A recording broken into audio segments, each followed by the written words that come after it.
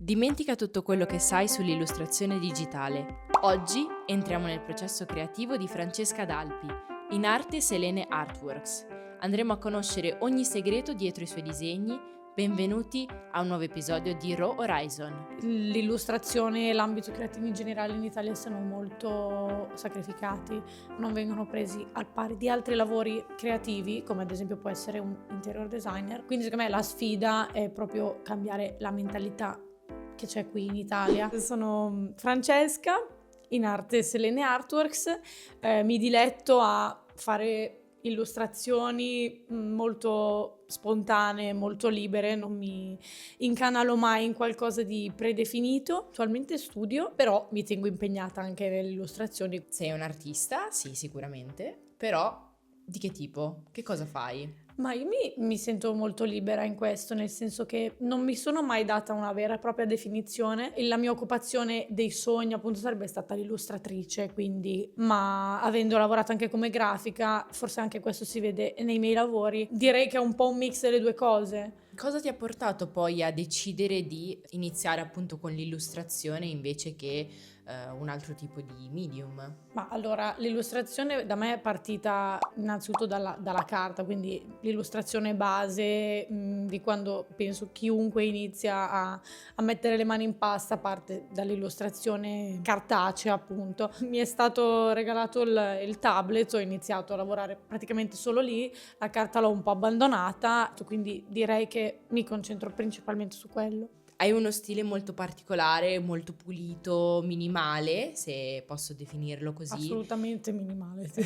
Ok. Sì, molto, molto semplice. Ok. Sì. Come mai hai deciso di optare per questo tipo quindi di disegno? È una scelta dovuta poi a un processo, a un percorso personale o è stata più una tua attitudine quindi fin da subito? No, io direi che è stata più un'attitudine proprio. Cioè io tendo a prediligere linee pulite in tutto, semplicità, minima, less is more. La spontaneità è anche un po' legata a un altro aspetto che è molto presente nei tuoi lavori, che è un po' questa dimensione del gioco, del divertimento, di un aspetto ludico infantile. Ma io direi che è sempre stato presente. I soggetti che a me viene spontaneo rappresentare sono veramente animaletti, oggettini, piantine.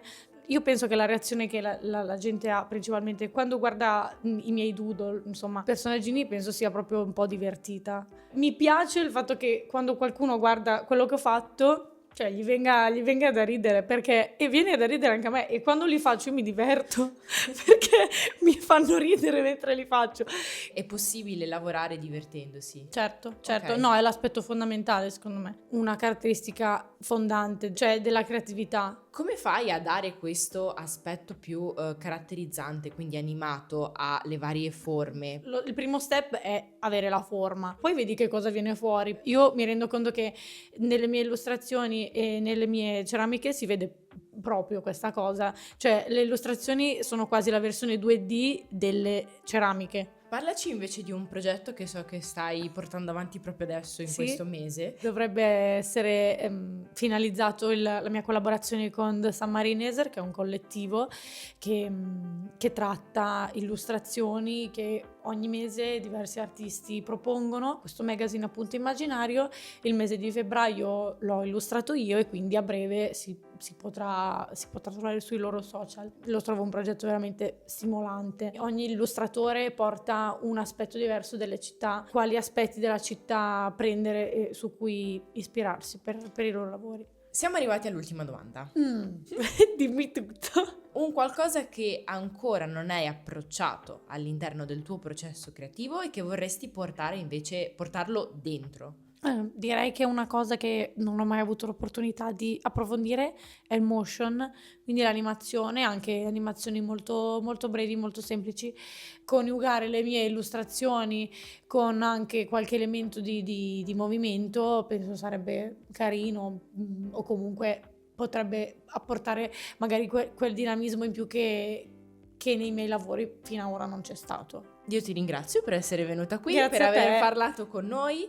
Speriamo di aver cercato di divulgare nella maniera più sensibilizzato, ecco, su questa dimensione, dato che comunque siamo riusciti ad entrare in contatto con tanti illustratori, ma ognuno ha un po' un piccolo mondo a Certo, sé, ha una piccola realtà, ha un modo di approcciarsi totalmente diverso, molto soggettivo, e soprattutto è sempre interessante vedere uno stesso mezzo poi possa avere delle direzioni e delle finalità diverse. Quindi io ti ringrazio per aver parlato con noi. Grazie a te. Invito tutti quanti a seguirci sui nostri canali per sapere di più su Francesca. Condivideremo tutte le tue informazioni nel box sotto la descrizione quindi del video. Nulla, grazie ancora e speriamo poi di vedere presto la tua illustrazione. Speriamo, ovviamente. chi lo sa.